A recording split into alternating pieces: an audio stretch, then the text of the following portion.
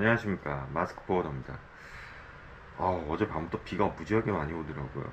자면서도 빗소리를 들으면서 잤는데 하여튼 비가 오니까 이동이 많으신 영업사원분들은 무조건 안전운전, 방어운전 하시기 바랍니다. 부끄러운 얘기인데 지금은 절대 안 그래요. 근데 소시적에 한창 영업할 때, 지금 뭐 한 10년 전에는, 그때는 뭐 워낙 야생마 같았으니까 제가 운전도 되게 험하게 했어요. 차도 되게 험하게 쓰고, 그래서 정말 운전도 험하게 해서 이리저리 다툼도 있었고 했는데 부끄러운 제 모습이죠. 예. 그래서 정말 운전은 지금 제가 나이 먹고 느끼는 건데, 영업하시는 분들 뭐 워낙 길에서 소모하는 시간이 많으시니까 또 복귀할 때 밀리면 짜증나잖아요. 근데 길에서는 진짜 감정 소모할 필요가 없는 것 같아요. 제일 한심한 사람이, 저 예전에도 제가 되게 한심해서 말씀드린 건데, 길에서 절대 감정 소모하실 필요 없습니다. 그냥 무조건 양보하시고 피하세요.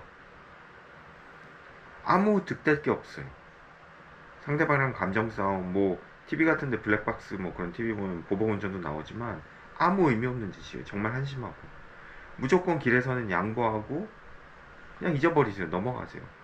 아무 의미 없습니다. 절대 영업하시고, 영업하시는 분들 감정에 도움 안 되니까 무조건 안전운전, 양보운전, 뭐지?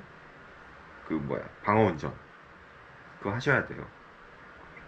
그렇게 운전의 기본적인 그런 어떤 매너 운전이 안 됐으면은 영업할 자격 없는 겁니다, 진짜. 그래서 항상, 특히 빗길에 장마철인데 안전운전 하시고, 해봤자 10분 15분 늦게 가는 거예요. 예. 그러니까 마음의 건강과 마음의 평안이 제일 중요한 겁니다. 감정 소모보다 길에서. 그래서 안전운전 오늘도 하시길 바라겠고요. 오늘은 좀 드리고 싶은 얘기가, 어떤 영업하는 클래스에 대해서 좀 얘기해 볼까 하는데, 예전에 이런 생각을 안 해봤는데 제가 어제는 오랜만에 되게 지인분을 만나서, 영업 처음 시작할 때 그 직장에 선배님을 뵀어요. 그래서 다른 회사, 뭐 저희 동네 근처에 계신데, 회사는 그분 통해서 이제 전에 첫 직장에서 이사님도 계셨는데, 그 이사님이, 제가 뭐 지난 영상에 골프 얘기를 했지만, 이분이 PGA 티칭 프로셨어요. 그래서 그러니까 한마디로 골프 잘 쳐, 엄청 잘 치시는 거죠. 잘 치시는 분이고, 그런 분이었는데 좀 제가 후회되는 게, 그때 저랑 같이 있던 그 어제 만났던 그 이사님이랑 다 해가지고 저희한테 골프 가르쳐 준다고 했는데 우리가 단체로 안 배웠습니다. 뻗댔죠. 정말 지금 후회되는데, 티칭 프로한테 뭐 모르겠어요. 레슨 하나에 2, 30은 줘야 되지 않나요? 예, 공짜로 가르쳐 준다는 분이었는데 그런 기회를 놓쳤는데, 어쨌든 그분이 지금 골프로 해가지고 엄청 잘 되셔가지고 이제 회사까지 오픈하고 직원도 10명 이상이시고 작년에 오픈하셨는데, 뭐 듣기로는 뭐 매출액도 어마어마하시다고 그러시더라고요. 그래서 부럽기도 하고, 또 어제 그 이사님이랑 만나면서 그 골프 잘 치는 이사님처럼 우리는 되나 안 되나 막 신세 한탄도 하고 부럽기도 하고, 한번 뵙기로 또 했어요. 시간 되실 때 오픈하셨으니까 한번 뵙기로 했는데, 그래서 드는 생각이 좀, 영업의 클래스나 단계가 좀 있지 않나.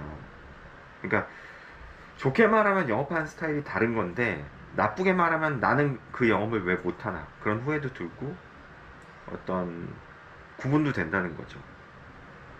그래서 굳이 명칭을 붙이자면 상류 영업, 중류 영업, 하류 영업, 이렇게 좀 붙여야 될 것 같아요. 아니면 예전에 제가 영상에서 드린 말씀인지 모르겠지만, 백화점 영업과 시장 영업, 뭐 그 정도로. 결론부터 말씀드리면 저 마스크 포워드는 시장 영업이랑 하류 영업을 하고 있습니다, 솔직히.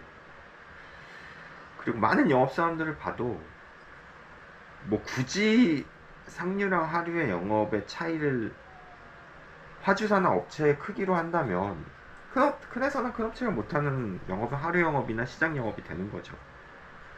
무조건 어떤 게 좋다 나쁘다 그런 건 아니지만, 어제 제가 그 저녁 자리에서 좀, 어떻게 보면 큰 회사 기준으로 한다고 했을 때 그걸 상류 영업이라고 전제를 했을 때는, 그 오픈하신 이사님이 되게 부럽더라고요. 왜냐하면 이름만 들어도 알만한 회사들을 그분이 골프로 영업을 하셨고, 그래서 그렇게 물량을 한꺼번에 많이 갖고 오셨거든요. 주로 철강 쪽이에요. 벌크 철강 쪽인데, 그래서 웬만한 회사 뭐 한두 달 매출액은 그냥, 한두 달이 아니죠, 죄송합니다. 6개월 매출액은 그냥 한두 달에 하니까. 물론 뭐 마진이나 그런 건 정확히 여쭤보진 않았어요. 근데 어쨌든 뭐 직원 10명 되고 하시는 거 보면 충분히 회사 운영이 되고 이익이 남지 않을까 싶은데, 좀 부러웠어요. 그래서 조금 이게, 어제 그 이사님이랑도 얘기했지만, 처음에 영업을 배울 때 그 아이덴티티를 설정하는 게 되게 중요한 것 같아요. 그러니까 제가 지금 하는 영업은 정말 말 그대로 시장 하류 영업인데, 회사 어디든 찾아가지고 그냥 전화하고 미팅하고 그런 건데,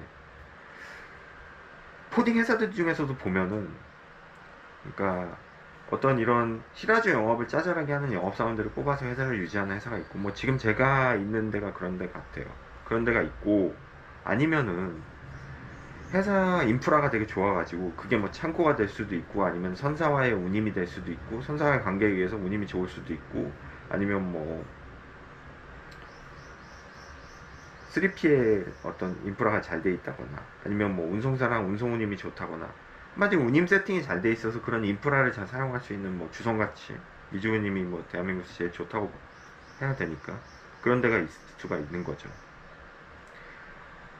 근데 일단은 장단점이 다 있는 것 같아요.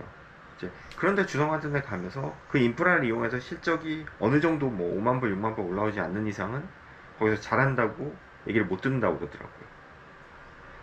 다만 제가 있는 데 같은 데는, 마스크보드 있는 데 같은 데는 사실 특별히 뭐 이렇게 뭐 선사에서 받는 FCL이나 아니면 특수장비 운임이 좋다거나 사실 그런 건 못 느꼈어요. 이게 뭐 저희 회사 욕을 하는 게 아니라 솔직히 말씀을 드리면 상대적으로, 그래서 그런 데에서 주는 운임이 막, 그런 장비 같은 회사들을 제가 최근에 견적을 많이 나가고 실제 아는 분이 거기 계셔가지고 많이 여쭤보면, 심지어는 제가 받은 운임이랑 거기서 이제 기존에 어떤 부산에 있는 선사 대리점 하던 데나 오래된 포딩 회사들, 적어도 3, 40년 이상 된 포딩 회사들에서 받은 운임이 1,500에서 2,000불 가까이 차이가 나는 거죠.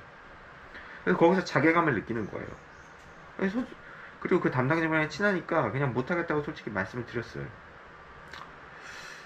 그런 걸 보면서, 결국은 이게 상류 영업을 하려면 골프라는 어떤 영업 매개체라던가, 아니면 뭐 술로 접대를 하든 그런 거랑 플러스 선사의 관계가 되게 중요하구나.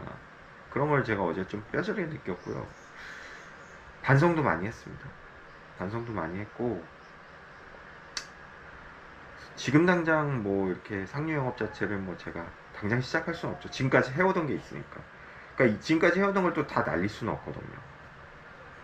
지금까지 해오던 화주들한테도 당연히 최선을 다해야 되지만, 조금 모드를 좀 바꿔야 되지 않을까 그런 생각도 했고, 아니면 제 컬러에 맞게 그냥 묵묵히 가는 그런 고민도 해봤는데, 사실 어떤 게 좋다 나쁘다 그런 얘기는 못 드리겠어요. 왜냐면 각자의 컬러가 있고 각자가 먹고 사는 방법이 다 다르기 때문에. 그러니까 콘서트에 있는 친구나 아니면 동료나 아니면 아는 지인분들, 그분들은 이제 저희 같은 포딩 회사에 영업을 많이 오시거든요. 만나거나 그러면 너무 대한민국의 포딩 회사들의 스타일이나 캐릭터가 너무 다양하다는 거예요.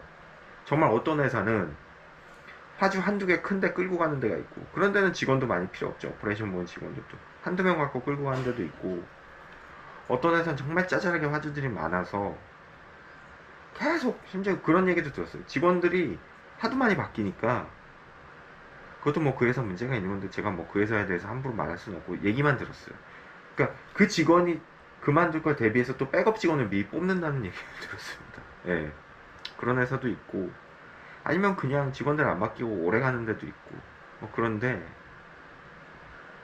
워낙 포딩 회사 컬러 자체도 다양하기 때문에 어떤 게 좋다 나쁘다 얘기는 못 하겠어요. 근데 솔직히 어제는 제가 너무 저 자신에 대해서 조금 뭐 반성?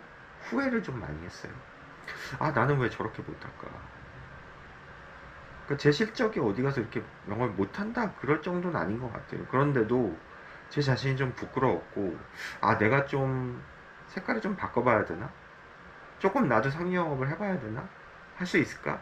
그런 고민을 많이 했던 시간이었던 것 같아요. 그래서 상류 영업이라는 게 뭐 그런, 그러니까 작은 업체들은 영업 잘하고 실적도 좋으신 영업사원분들 중에 또 그런 얘기도 있어요. 아, 큰 업체 해봤자 빚 좋은 개살구다. 큰 업체 하지 말자. 안 해도 된다. 난 일부러 안 한다. 그런 분들도 계세요, 실제로. 그러니까 뭐 그런 분들이야 뭐 큰 업체 하시면서 안 좋은 경험이 있으시니까 당연히 실적이 안 나오니까 그런 걸 수도 있는데,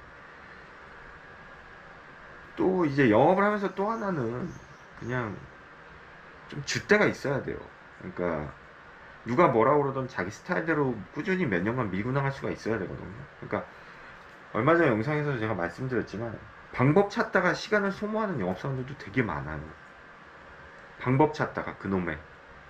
근데 사실 방법이랄 게 없거든요. 방법이 뭔 필요해요. 화주가 나와서 실적이 나와야지 그게 방법이고 결과죠. 그러다 보니까 선뜻 또 제 스타일이나 자기 스타일을 바꾸기가 쉽지가 않아요. 그리고 사실은 뭐 어제 오픈하신 이사님의 경우도 엄청 힘들어 하셨거든요. 왜냐면은 이게 빵 터지기 전까지는 그분도 실적이 거의 안 나오셨어요. 그래서 정규직 하시다가 그 첫 직장에서 이제 정규직 하시다가 그분이 회사에서 프리랜서를 강권한 거죠. 권유한 거죠. 왜냐면 프리랜서로 보통 정규직에서 회사에서 권하는 경우는 그렇게 좋은 경우가 아니에요. 실적이 떨어지니까. 회사에서는 당연히 기본적으로 월급이랑 법인카드 나가는데 회사에서 손해나니까 당연히 이제는 지원 못 해주겠다. 프리랜서 하라 그거거든요. 그래서 그분이 프리랜서를 하신 건데 한동안 오랜 시간 되게 힘들어 하셨어요. 물량이 없으셔서. 근데 최근에 그냥 빵 터져서 그런 것도 있는데 어쨌든 그 긴 기간 동안 또 견뎌야 되기 때문에 작은 회사를 안 할 수가 없거든요. 그나마 제가 영업을 해보면서 확실히 느낀 거는 당연히 큰 회사보다는 작은 회사가 결과가 빨리 나옵니다. 그럴 수밖에 없죠. 보고 체계나 결정 체계가 당연히 작은 회사는 물량도 적고 그렇기 때문에 옮기기도 쉽고 바꾸기도 쉽지만 큰 회사는 보통 비딩이나 물량이 많기 때문에 그렇게 쉽게 다가올 수가 없어요. 영업이 안 돼요. 운도 있어야 되고. 그러니까 그 오랜 기간 동안 최소한 5, 6년 이상을 물량이 없어서 고생하신 것도 있고, 그런 여러 가지 따졌을 때 되게 딜레마인 거예요. 큰 회사만 계속 영업할 수도 없고, 물론 뭐 큰 회사 영업해서 결과물이 바로 나오면 좋겠지만 방금 말씀드린 대로 그렇게 나오지가 않거든요. 일반적으로 봤을 때. 그래서 작은 회사 또 영업을 안 할 수가 없어요. 그래서 제가 요즘, 저도 사실은 어제 그런 저녁 자리를 갖기 전에도 항상 고민인 게 큰 회사 한번 영업해보고 싶다. 뭐 최소한 뭐 히든 챔피언 그런 뭐 옛날 프로도 있었지만 뭐 상장사, 뭐 상장사가 요즘은 다 큰 회사는 아니지만 뭐 상장사 중에 작은 데도 요즘 엄청 많지만 최소한 중견기업 정도 뭐 200대 300대 기업은 영업해서 거래를 하고 싶은데 그게 잘 안 되니까 조금 슬펐던 거죠, 한편에서는.